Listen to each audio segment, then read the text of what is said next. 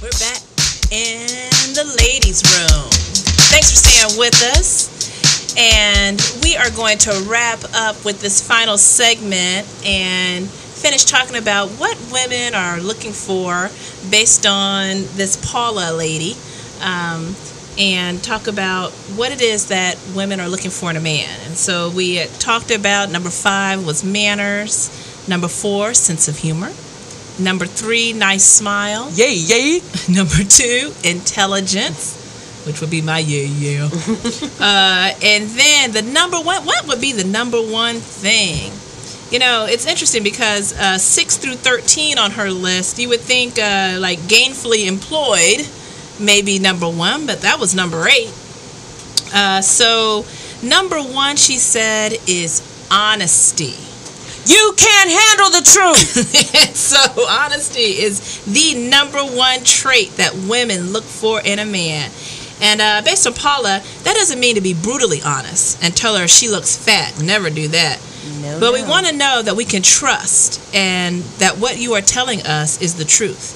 If you lied in the past, it will be a very cold day in hell before she trusts you again. Truth. And she may want to check your phone messages and read your email and call you 10 times a day to feel secure that you're trustworthy again. You may not like that, but if you lie, it may be the price you have to pay. And should you even pay that? I mean, yeah.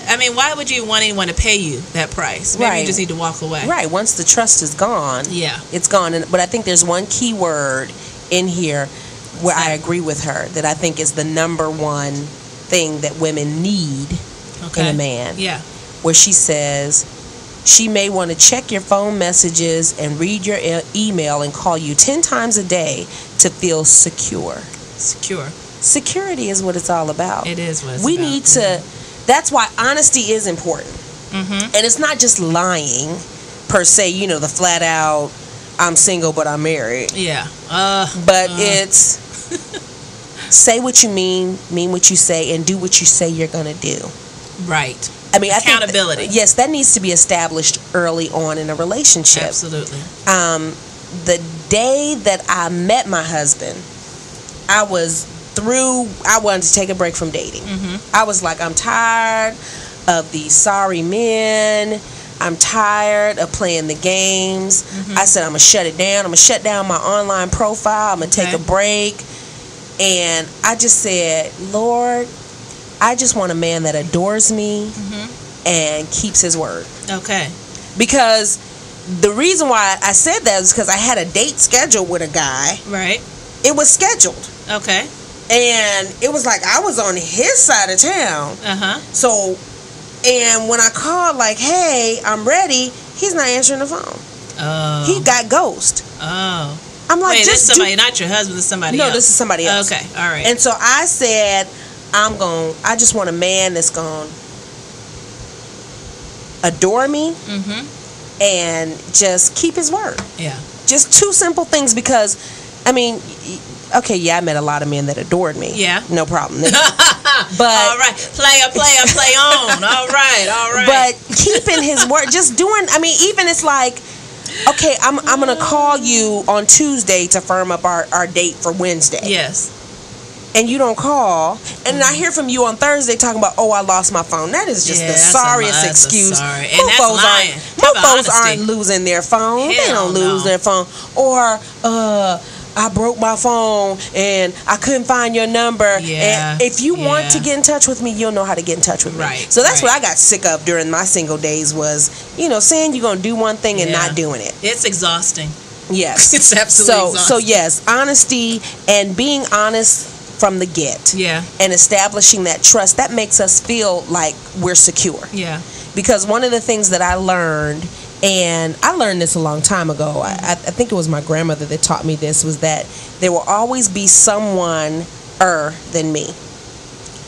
Okay. Meaning there will always be someone prettier. Okay. There will always be someone taller, shorter, fatter, skinnier, smarter, dumber. Right. There's always going to be some because it happened when I was young. Everyone used to talk about how I had such a pretty smile. Okay.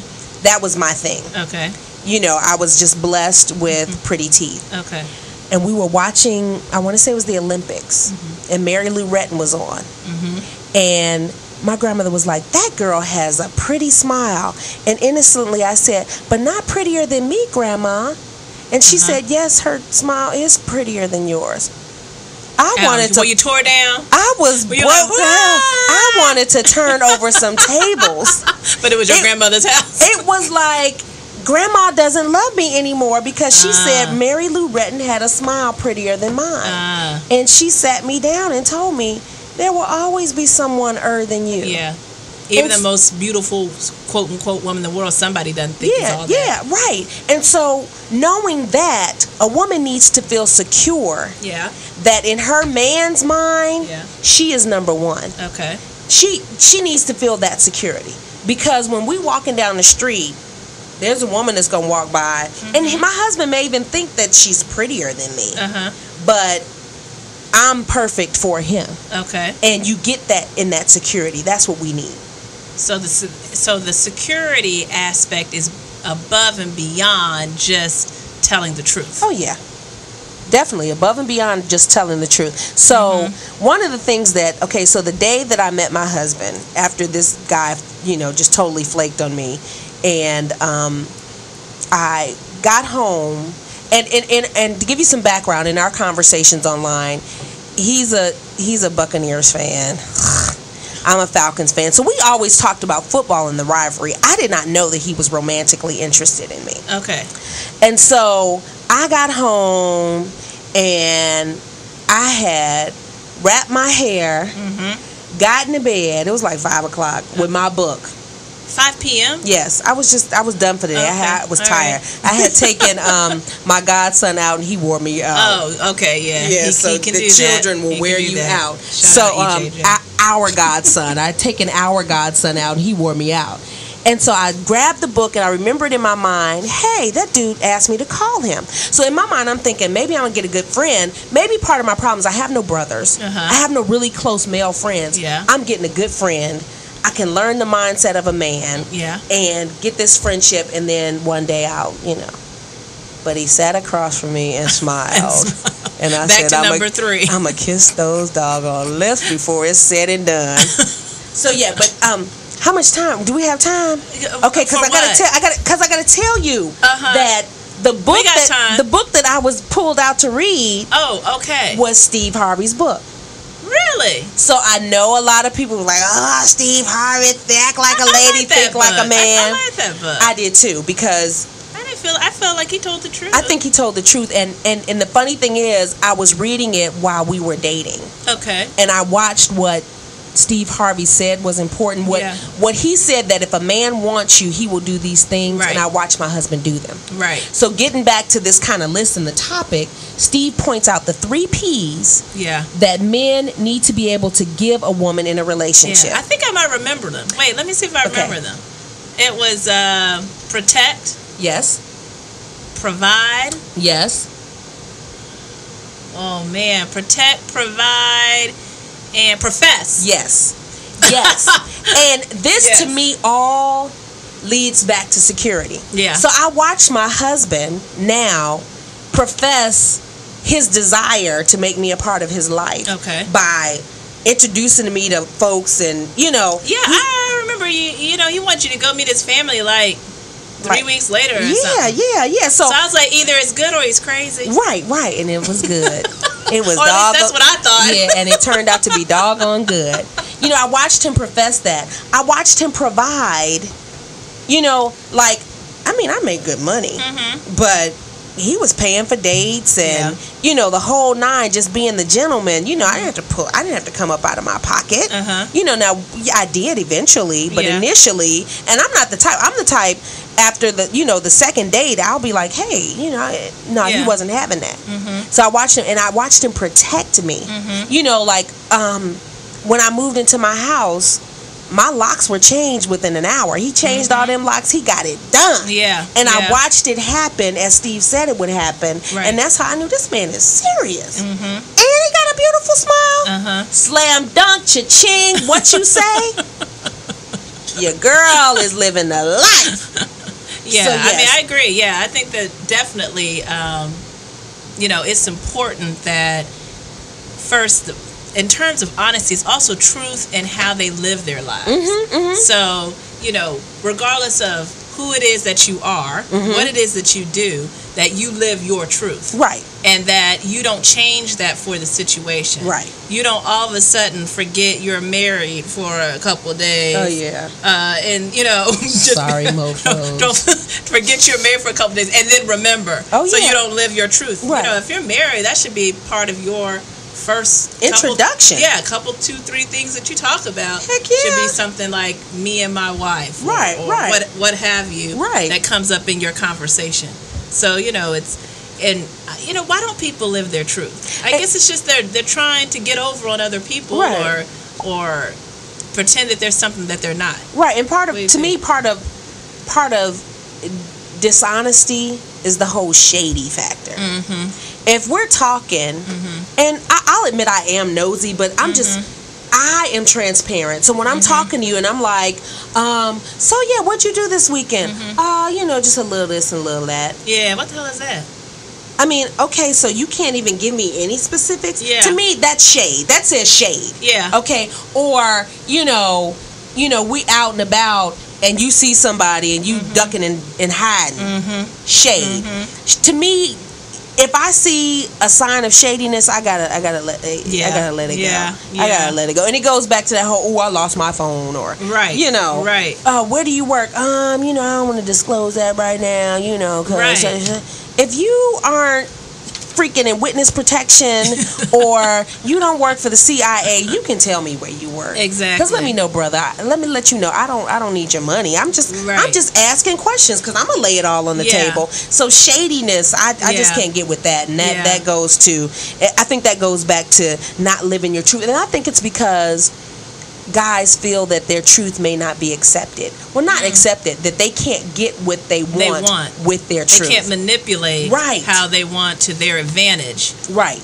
If they try to live in their truth. Or they feel like you can't handle the truth. Oh, well. As the great Jack Nicklaus said in A Few Good Men. And we all know then, he got someone killed. Right. It's some old George Bush stuff. Waterboarding and carrying on. Yes. So yes, I do believe that honesty is the number one trait that leads to what I think overall, the majority of this, except for, sense of humor, but a lot of this leads back to we as women need to feel secure. We need to feel secure in our relationships. We need to feel secure because, I don't have to check my husband's phone. I have access to it, but I don't have to check it. I'm not going to check it. I'm nosy. He'll be on the phone. I'll be listening. But just because, it's not because I don't trust him. Right. Because I'm nosy. Yeah.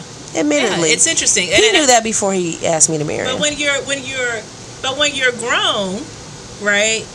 Like, do you have to, if you're grown and you're single, all right, do you have to apologize really for anything that you do? No. That's how I feel. I feel like, I can, if I decide to stay up all night, drinking somewhere, then I go home and I sleep all day. And if somebody calls and said, what are you doing? I went out, I was drinking all night, I stay home and I sleep all like, I don't need to change that for anybody. Right. I don't need to sugarcoat that for anybody. But the only time when you sugarcoat is when you are ashamed. Right. Of what you do. Right. But I did it. And even those things that you fail at. And even those things that probably wasn't a good idea. Right. It's like it happened. You did it. And you learn from it. And that's not, you just stay committed to who you are and the experiences that you had. And you learn from it and become hopefully a better person. But some people, men and women, aren't secure in themselves enough to live their truth and lay it out on the table for what they want. That's right. But it all comes out in the end. It always comes. Brothers, it always comes out in the end. So make it known in the beginning so she won't have to bust the windows out your car. There. And so we're going to end it on that. Save your life, tell the truth. There you go. Okay, t-shirts will be out on Friday. Save your life, tell the truth. Tell the truth. Don't get your windows busted out. Thanks for sticking with the ladies' room with Keena and Kimberly. And we'll come back with you with some more great topics in the future. And holla back. All right. We out.